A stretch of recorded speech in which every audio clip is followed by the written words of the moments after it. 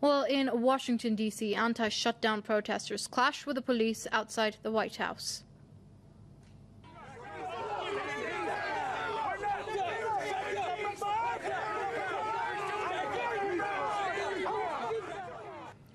People angry at the closure of Washington memorials during the government shutdown confronted police officers and removed the barricades outside the gates of the White House.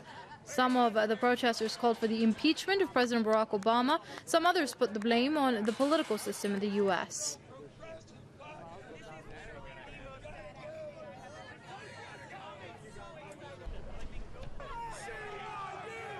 All these people are down here because things are broken. It's broken all the way around. I mean, isn't it? I mean, I'm tired of getting kicked around. I've lost money on this. You know what? It's Republicans and Democrats. It's not just a one-party deal. Okay, it's the establishment. It's the elected officials are no longer representing the people. It doesn't matter if you're a Democrat or Republican. You have to look at this as an American and see that they aren't looking out for you. Meanwhile, some other demonstrators gathered on Capitol Hill calling for an end to the government shutdown. They also chanted slogans demanding return to work.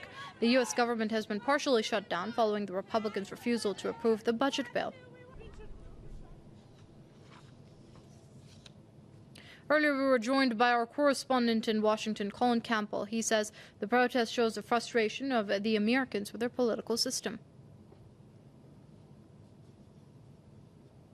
The inability of Congress to get legislation passed that would reopen the government fully, make sure that the U.S. economic condition is not jeopardized, and that's what these protesters were upset about today. Most Americans, if you poll them, they would put the problem and the blame of this government shutdown on Republicans. But the image of people in front of the White House protesting, saying that the president should be impeached, that the president should leave his position, and the Republicans who have aligned themselves with these protesters, who are showing their angst against the government. Now Republicans may feel that they have more political will on their side to hold out against the Obama administration and Senate Democrats. This government has been operating and opening up slowly on a piecemeal basis, and that simply isn't enough for many Americans who are depending on it for their daily existence.